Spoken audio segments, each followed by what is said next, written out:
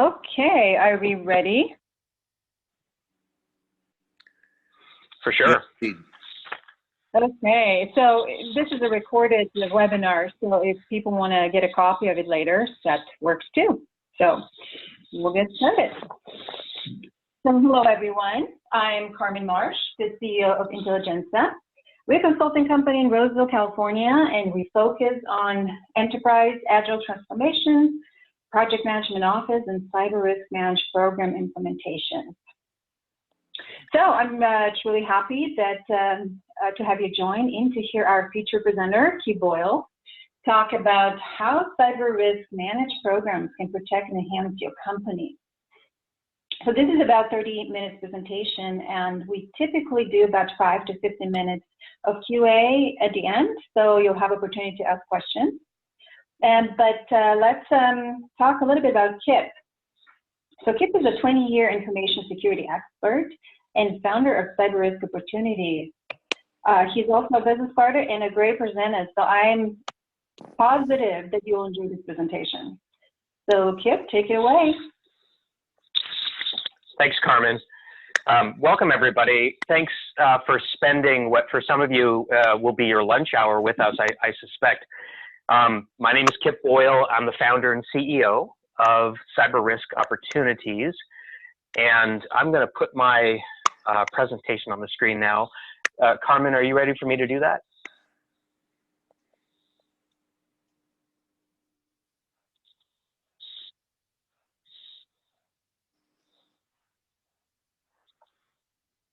Okay, I've shared my screen. Carmen, can you see the slide with 3 people clustered around the computer okay? This is Tom. I can see it fine. Oh, great. Thanks, Tom.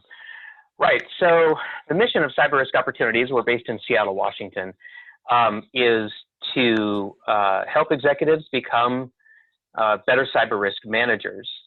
And the way we do that is through helping them establish cyber risk managed programs. And so that's why I'm here to talk with you today. The bottom line for us is we want to help our customers thrive online, but the reality is that there are a lot of problems associated with being online, and those problems are getting more and more intense all the time. So I want to open up with a story about a company called FACC Operations. This is what their website looks like, their homepage. And in January of 2016, so a couple of years ago, they disclosed publicly that they had been the victim of a business email compromise. And a business email compromise is like a phishing attack. And they lost $56 million as a result of that. And that led to the firing of the CFO. Ultimately, the CEO was also fired. The share price of the company dropped by 17% when this was released. And the point that I just want to make here is that cyber risk is a real business risk. It's not just some technology problem, as I think most people conceived it to be in the past. So FACC Operations is a good-sized company with a long history and an important mission in the market space. And if this can happen to them, then I would say this could happen to anyone. And so what I want to do is I want to explain how a cyber risk managed program can help protect your organization from that kind of a cyber attack. And more than that, it can actually enhance your organization.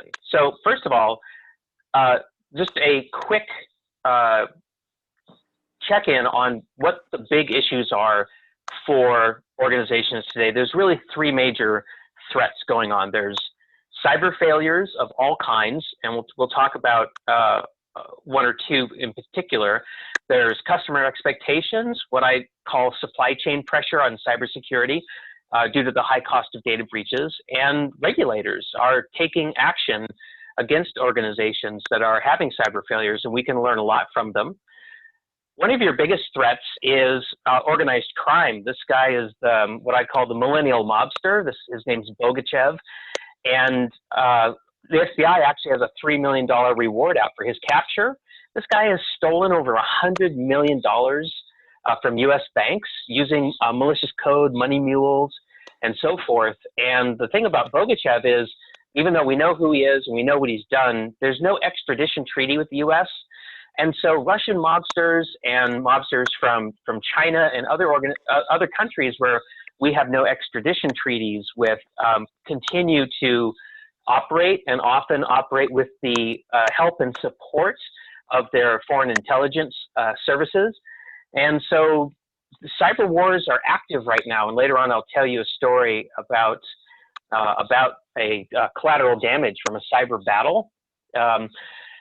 But we're all foot soldiers right now, which is a really important takeaway. If you're connected to the internet, you can either be a target or you can be just in the line of fire.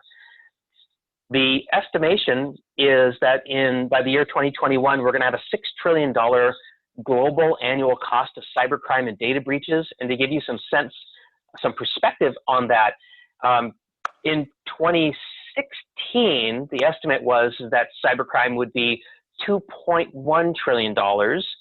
And in 2015, it was at $500 billion.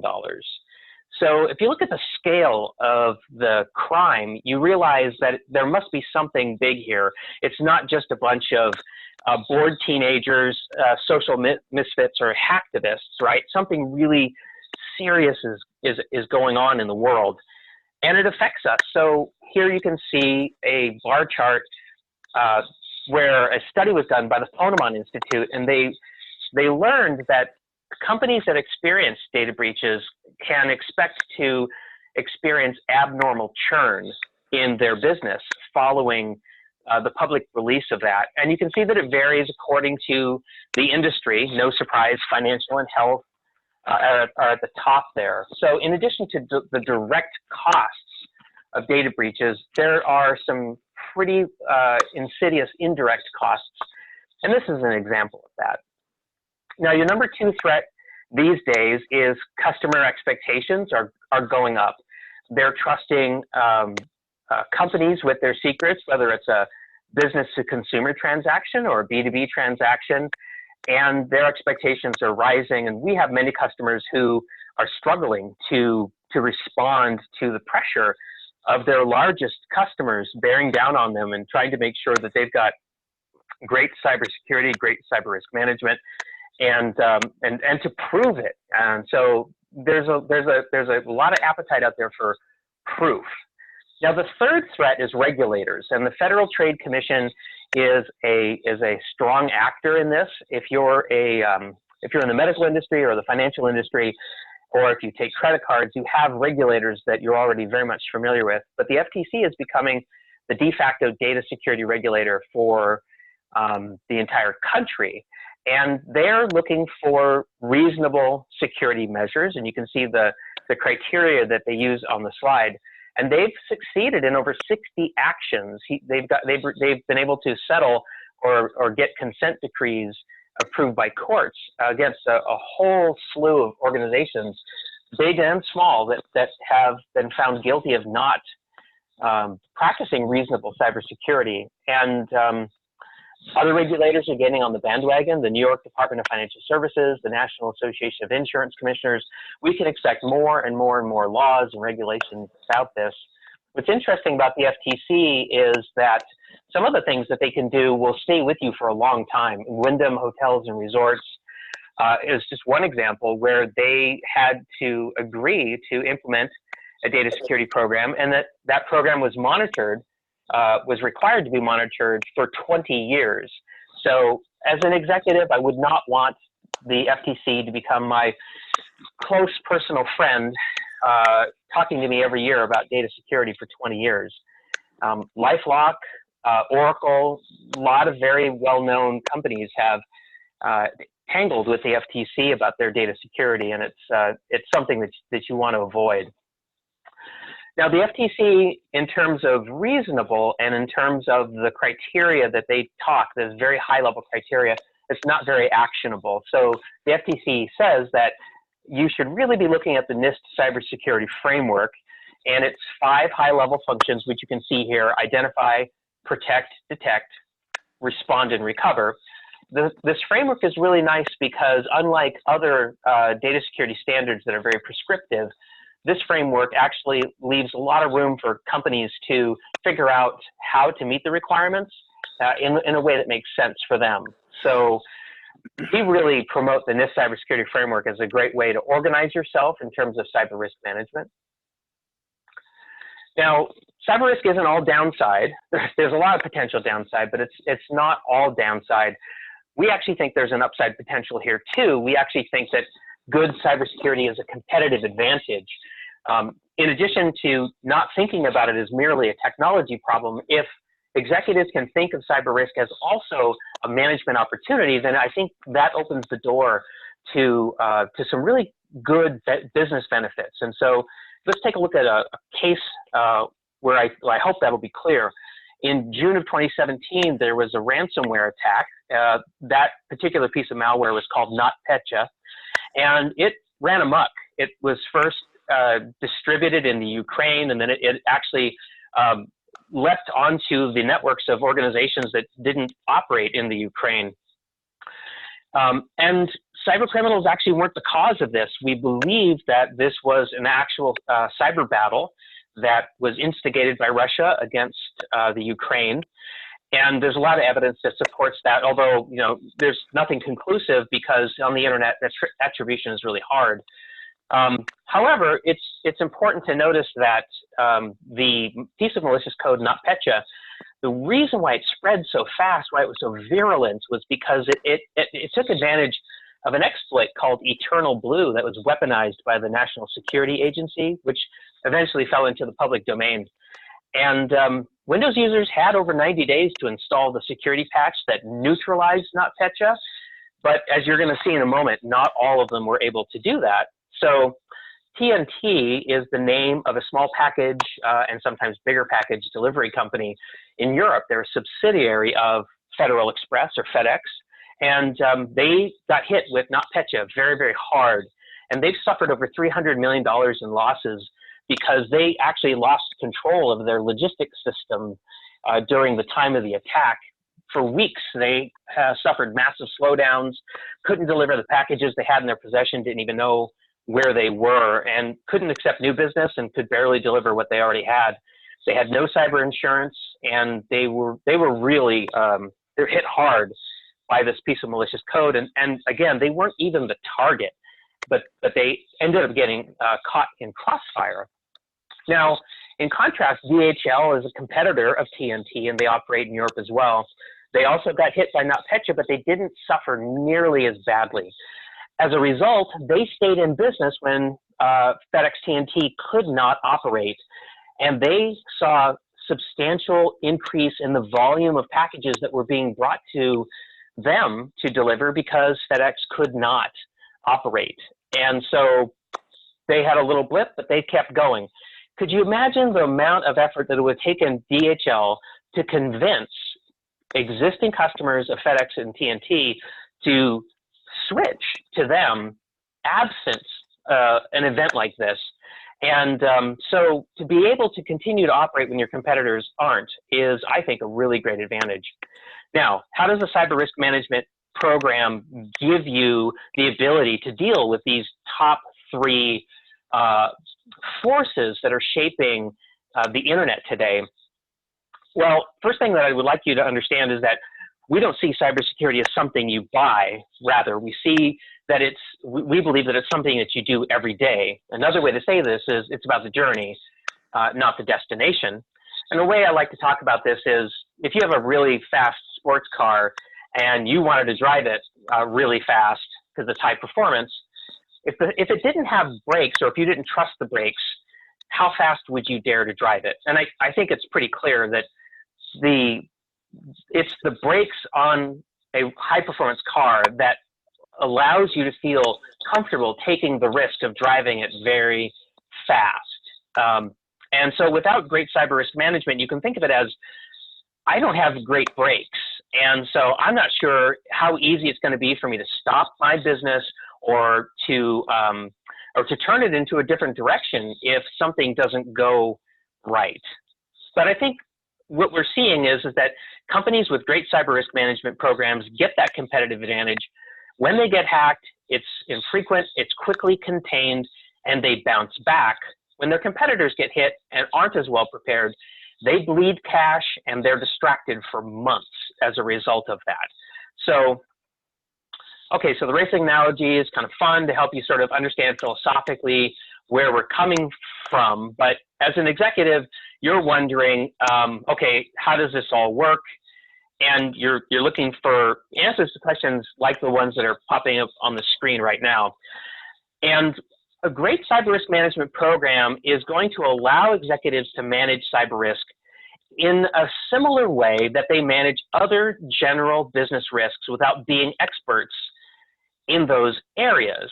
So sales, for example, if you came up through the finance function and you're executive, you don't understand sales, you don't understand order fulfillment, perhaps you understand accounts receivable, but you've got to somehow become an expert in all of these areas, at least at a high level, in order to detect when things aren't going well, when risks are starting to manifest, and then you need to be able to take action.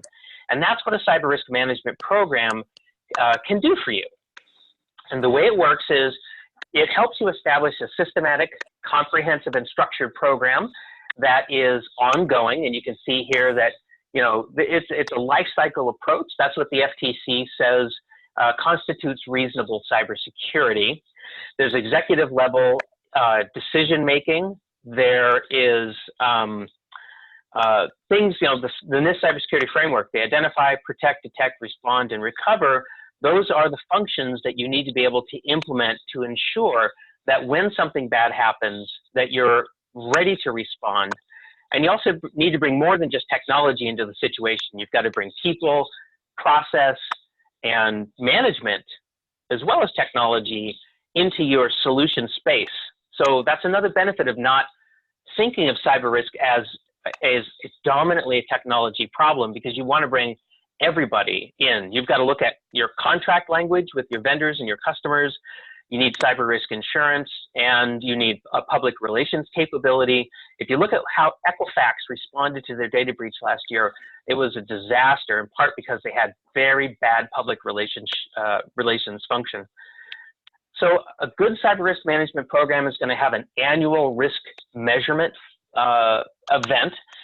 That's going to be like the first phase every year, is you're going to want to measure and score your cyber risks so that you know where you're at. In the second phase, you're going to create a risk mitigation plan based on your top risks. And let me show you what that looks like when we do that with our customers. So here's a dashboard that we create, and you can see the top is a lot of tabular data, and the bottom is very visual. It's actually showing you the same data, but just in two very different ways. We found that that executives,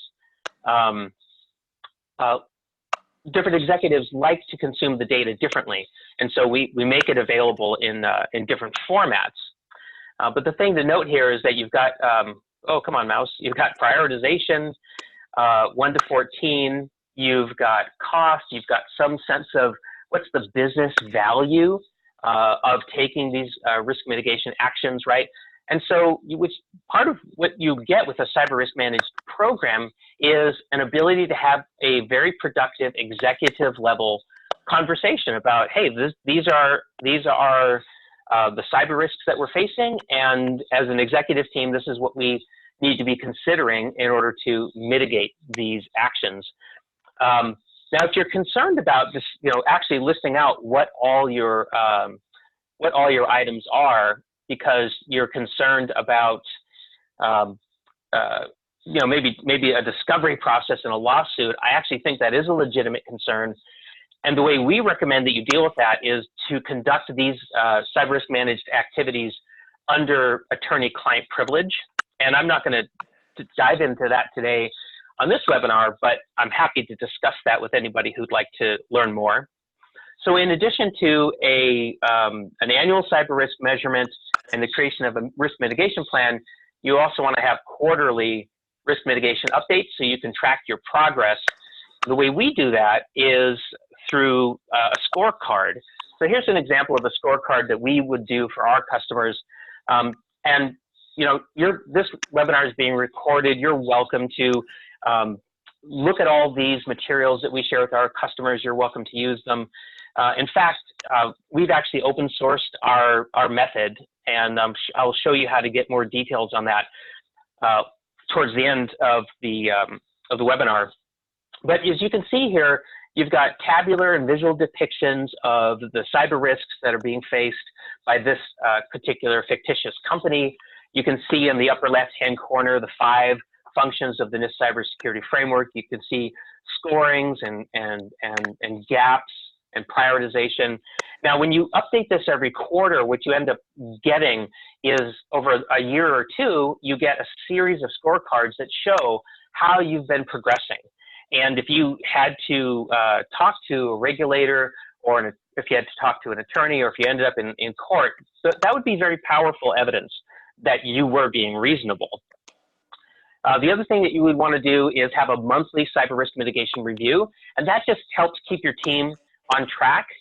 What we've noticed is that if you're not staying on top of this, if it's not getting regular executive involvement, then the momentum may not ever get built to do anything, and you want to establish and maintain that momentum.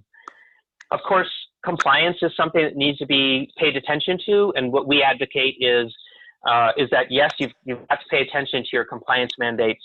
It turns out that about 80% of all of these requirements, even though they're from different industries, are about the same. So if you're thoughtful, you can actually build a cyber risk managed program that satisfies all of your compliance mandates, plus some of the things that aren't mentioned in any of these, like payroll data, the threat of business email compromise, the need for sufficient indemnity from third parties that you do business with. So again, I said that we open sourced how we do this, and if you go on to LinkedIn Learning or lynda.com, you can actually access a video course that I did up there, and we can send you a free trial link if you don't already have a subscription to these services. It's pretty inexpensive, to be honest. I think it's about $20 a month if you pay for it. Anyway, so this is the rap sheet that we did. These are the 2 platforms that my course is available on. And so anyway, that's what I wanted to share with you about cyber risk managed programs, about how they're useful to both protect and to enable organizations to thrive in this world that we're in right now, and that all signs show is getting more and more dangerous from a cyber perspective. So I'm happy to take any questions. All right, so we are at the point where we opened a conversation up. So any questions for Kip that you may have? We'll let him know. So this is Karen, and I have a question with regards to implementation of this. Is this something that your software is simply tracking within an organization, giving them the framework to track, and they do that themselves? Or is this, you've got individuals that come in and help organizations to do, initial assessments and so forth? Can you elaborate? Right. Yeah, absolutely. So my company does offer a managed program where our folks come and directly interact with our customers' organization. We speak with executives, we gather information, we do the analysis, and it's a very collaborative experience when we do that. And then the different deliverables that I showed you, we produce, and so that's what I would call a managed program, where our customer doesn't have to operate the software. If an organization had the means and had the desire to build their own cyber risk managed program, then because we've open sourced our approach, then that organization would be free to build it on their own. So I think there's 2 paths that you could go down.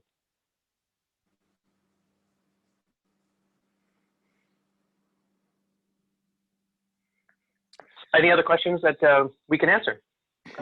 Kip, this is Tom. I think what I hear you saying is that analogous to other things that we have that we would contract or offer services either side of the equation, that this expertise that your company holds can be contracted for in terms of coming in and doing an initial assessment, gathering requirements, making recommendations, tuning these tools to meet those as a solution, and then staying around as option one and being the cyber risk management team for that company on a contracted long-term basis, or teaching the individuals that you're supporting, the leadership and their resources, how to use these tools and do these assessments on an iterative basis in a life cycle, like you mentioned, going forward, in which case eventually wean them of your services and they would take it on themselves. And along the way there would probably be some customization too, because no two companies are alike, and you want to make sure that you've covered the bases for this particular client, and as distinct from somebody that you worked for earlier or you might work for in the future. So it's kind of a program that can be implemented in a few different ways. Am I on the right track here? Yeah, absolutely. That's correct. I mean, primarily what we do is we operate cyber risk managed programs for people who don't have the ability to do that. But if an organization wanted to build their own programs, we'd be pleased to help them do that. And we would not expect a customer to stay with us forever, because over time, they're going to get smarter. So. Right. So first you're showing them how to buy fish. Later you're showing them how to be fishermen. Right. To use the old adage. Right. Yeah. Yeah, and that goes back to our mission, right? Is to help executives become better cyber risk managers, not to try to figure out a way to keep them needing us forever. Right. So I had a comment that I want to add too, not so much a question, but I really like the perspective that you've drawn here and the way that it's stated. What I am gleaning from this is that you can have, and there are out there, we can recommend them, the best cyber risk management tools available. There's all sorts of gatekeeping type of technology offerings that you could bring into play, and you could make the most perfect recommendations and do the most perfect implementations of them. But if you don't lead from the front, from management, you don't execute, you don't do cybersecurity on an ongoing basis, all of that can be naught. I really like the line you had in there about it's not just a technology problem, it's a management activity. It's something that you need to do and do on an ongoing basis. That's right, Tom. Thank you. I really appreciate that feedback. To me, it's not it's not that dissimilar to if you've got accounts receivable and you don't have an executive focus on making sure that your accounts receivable stays within a reasonable aging. If there's not executive oversight on that, then your accounts receivable are going to age, and eventually you're not going to have enough money to operate, right? So you definitely don't want to deal with accounts receivable on a one-time basis or once a year. So I think it's very analogous. Yeah, thanks for the messages. They're very good. Oh, you're quite welcome. And my PowerPoint is just like going crazy here. It's trying desperately to switch slides. Sorry about that. It's possessed. Anyway, are there any other questions that I can answer?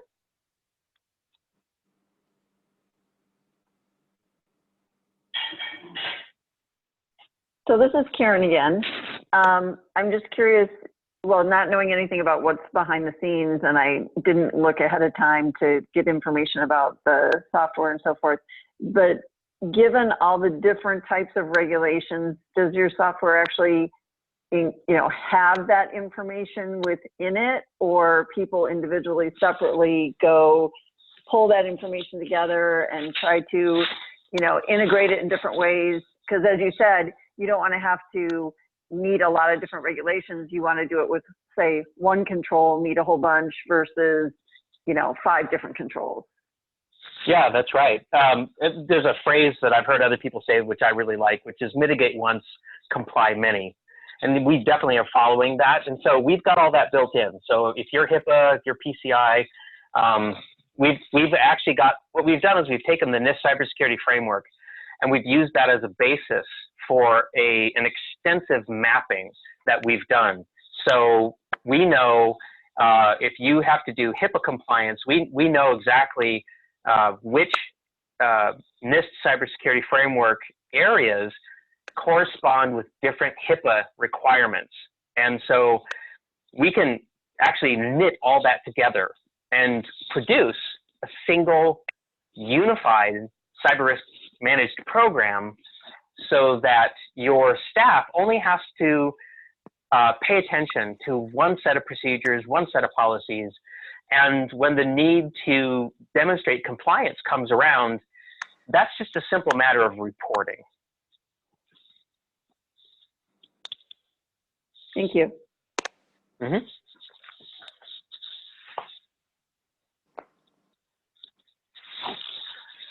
Is there any other questions?